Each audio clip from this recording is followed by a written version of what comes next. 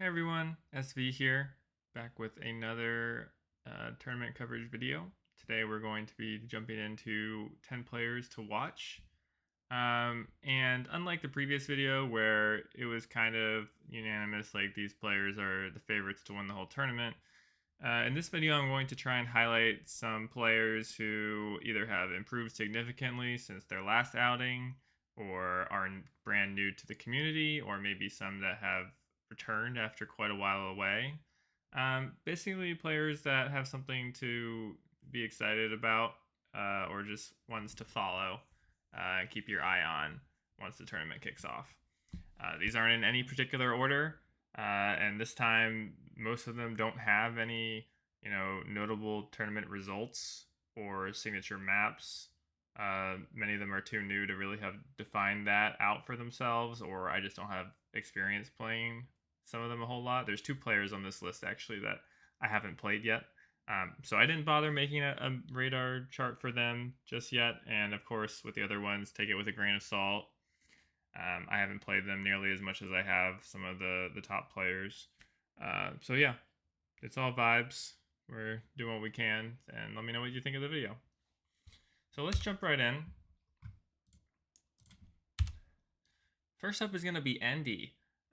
And really excited about Endy joining the tournament this year. He's a lot better than I really would have anticipated. Just given the fact that he builds so many amazing levels, you wouldn't think that he is also an extremely accomplished speed runner and is able to navigate a lot of the multiplayer maps very well. Um, Definitely greatest of all time level builder contender. I know he has won level of the year many times at this point.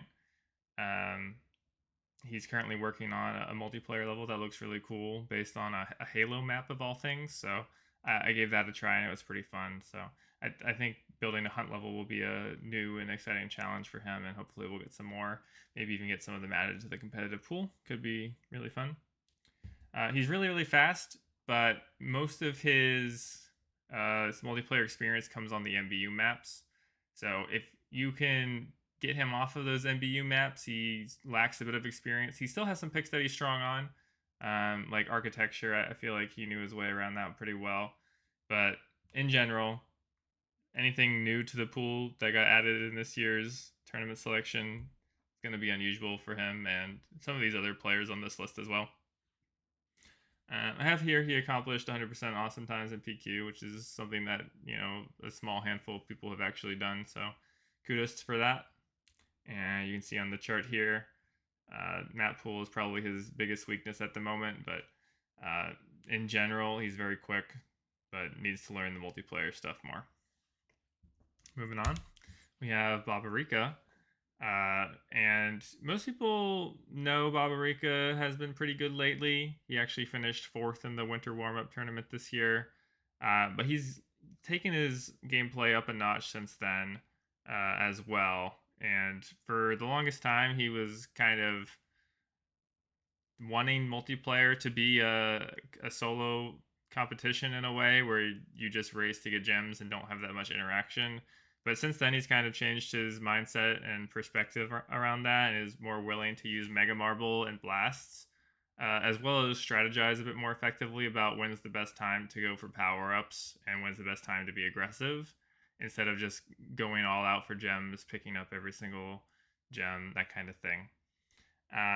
He is very quick, but he also isn't afraid of picking some unconventional maps against both strong and weak players. During the Winter Warm, he was actually able to get a win off of Eguy on Battle Cube, and he was able to take down Connie in a best of 3 as well.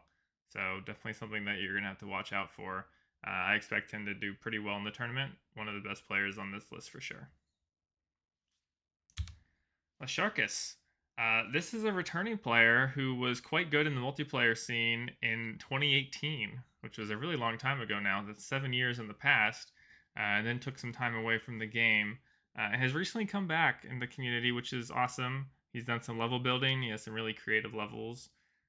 He's done some speed running, trying to get egg records, that kind of thing. And he's also done some multiplayer again. So excited that he's participating. He's gotten quite good at Maximo Center over his journey to get level 60 in the roguelike hunt mode that was created. So that's pretty fun. He's gotten frustratingly close a few times, so we'll see if he does get this by the end of the summer, I guess. And like Andy, he's much more experienced with the MBU maps than the rest of the pool. So a lot of these players kind of need to round out their skills on the new pool, and I guess that's not really a surprise to that many people, given that a lot of this community only plays during the summer tournament, and the new maps were added back in February. So a lot of people still need to get up to speed with them. But he's a very well-rounded player, as you can see from the chart. I feel like he doesn't have any glaring weaknesses, but also not something that he's extremely good at compared to other people. So just a very solid all-around player. Not someone that you can take lightly, even if you're skilled yourself. Jax is up next. So Jax is a very young player. He's very, very fast. Kind of similar to Babarika, except I would say Babarika has a little bit more multiplayer experience with strategy and aggression now. And Jax still doesn't really have that I've seen. It's going to take some more training for him to really get to that level. But he is still very good and someone that you really have to watch out for and you can't underestimate. Was able to tie me for 5th in the Winter Warm-Up tournament and did not pick a single map twice. So able to take down Ignis, I believe, as well as some other good players. So very, very strong there. I think Quill, he won in 5 games as well. So this is someone that you're going to have to keep your eye on because I expect him to continue improving significantly over the course of the tournament. Week 1 or 2, the games are kind of lower stakes against worse players, and that will give him a chance to warm up and get a bit more multiplayer experience. And if he can figure out the strategic side of multiplayer, this guy's going to be really scary for sure. Moving on, we have Osos. So almost no one in the community knows Osos. He is one of my entourage, you could say.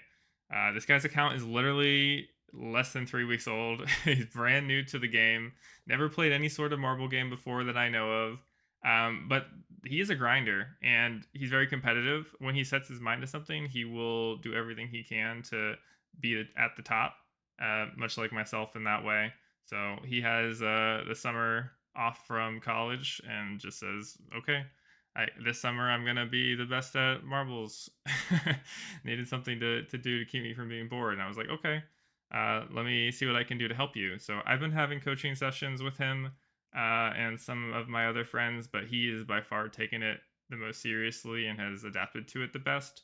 And because of that, he has a very good understanding of how multiplayer should be played. But where he's lacking at the moment is execution, as you would expect from someone whose account is 18 days old. So definitely someone to keep your eye on. I expect him to improve significantly over the course of the tournament because by the end of the Swiss stage, that'll be 2 to 3 months from now, and that's going to be probably double the time that his account's currently been around. So I expect his skill curve to only grow. And you can see I actually already rate him quite well in terms of his strategic understanding and his ability to improve.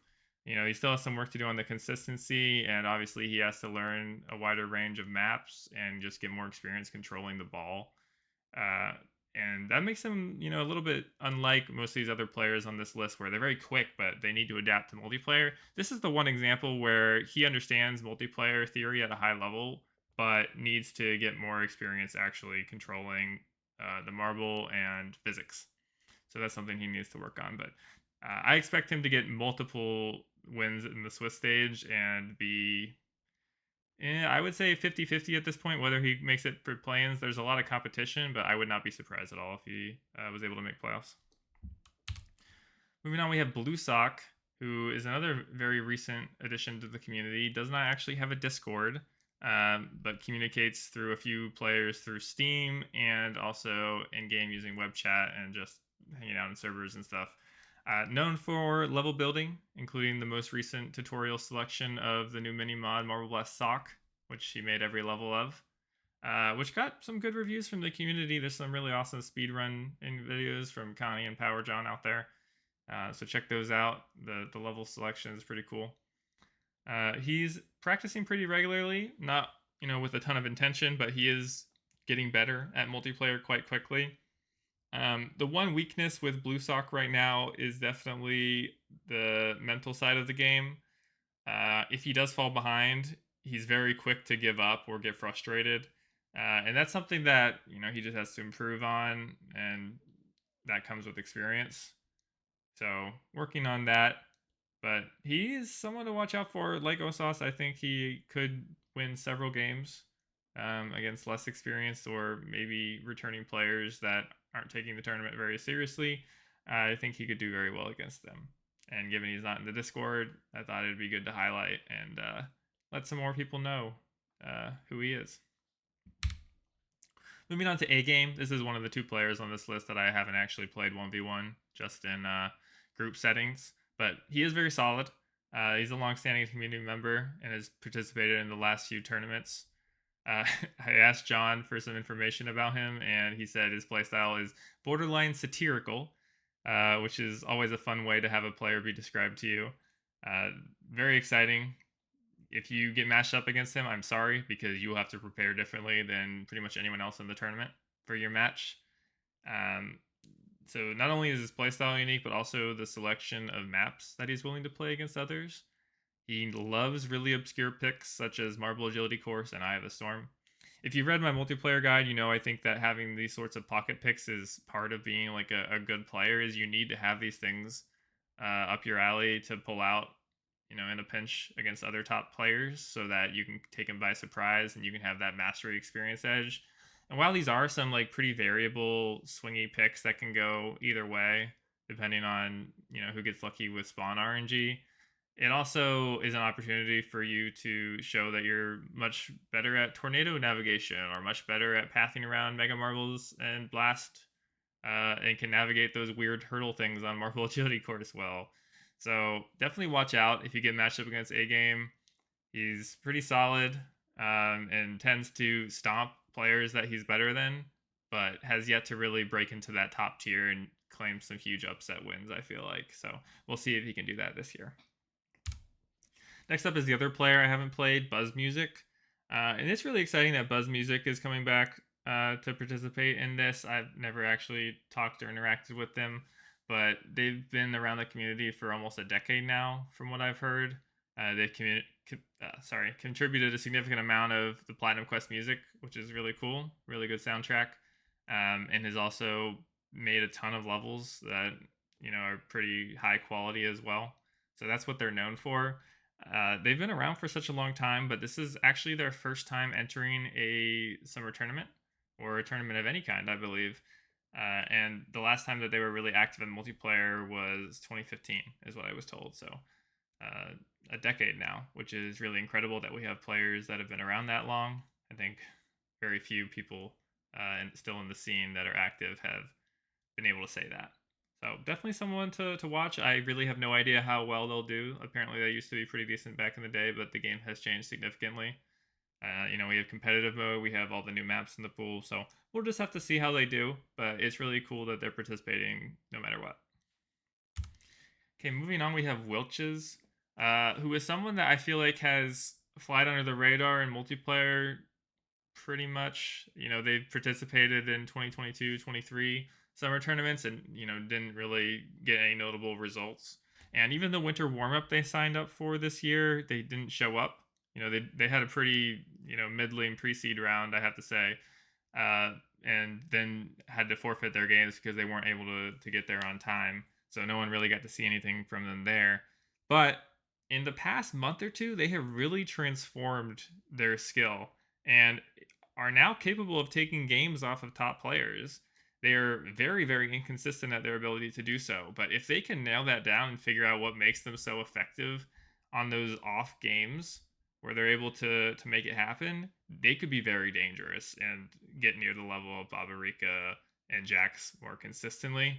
And that's, in a level of play that you can really notch some big upsets in this tournament. So really excited to see if Wilches can continue to step up their game here. Something I've been very impressed with them is I feel like every time I see them in my game, they have Mega Marble active. I have no idea how they do it, but the same kind of awareness that people say I have with Blast, I feel like they have with Mega Marble. They have just very good control over it and very good ability to keep uptime on it. So yeah, you can see on the graph here, pretty well-rounded similarly to Lasharkus, but they are inconsistent to a degree where they probably have higher highs and lower lows. So that's just something to keep in mind. Watch out when you're matched against them. Next up, we have Power John. Very, very good player. I don't really have to talk about how good of a player they are because they're literally the #1 ranked player in single player Marble Blast across all 4 games. So Gold, Ultra, Platinum, PQ. Something about them that's neat is they live in the Philippines, which I don't believe many players do. Most everyone is from North America or Europe or sometimes Australia, places like that. So being from that part of the world is really awesome. But the bad side about that is a lot of their games will be on very, very bad ping. Fortunately, we do have a Singapore server now, but it's still going to be either them or their opponent playing 200 ping games. And, you know, that comes with its pros and cons, depending on what side of the matchup you're on. You know, you would imagine that someone with this level of speedrunning capability is very fast, and you would be correct. They're very good at navigating the maps and collecting or getting to the other side of the spawns very quickly, using power ups very effectively, understanding physics to an incredible extent. Much better than I could say about myself at this point. But there are many other aspects of multiplayer. That's why this chart has 5 dimensions instead of just 1. And Power John has a lot to learn when it comes to that. I'm sure he's very capable of leveling up as the tournament progresses. It's just a question of how dedicated is he to learning about those other areas. Because at the current level, I don't think he's going to be able to do that much damage in the tournament. But if he's able to keep improving and wants to actually understand blast, understand strategy, not go for every last gem, and instead trying to prepare for the next spawn, I think he's going to surprise a lot of people. Or maybe surprise is the wrong word because everyone's expecting him to be very fast. But able to take down a lot of people and make a potential dark horse run in playoffs when that time comes. All right, and that is all 10 players. So that is the end of the video. Thank you for watching. Let me know what you think. I hope some of your favorite players were been able to be highlighted here. And this should be the last content I make before we get into actual pre-seed results and match predictions. So hope everyone's looking forward to that. The tournament kicks off in just a few days. I will see everyone there. Thanks.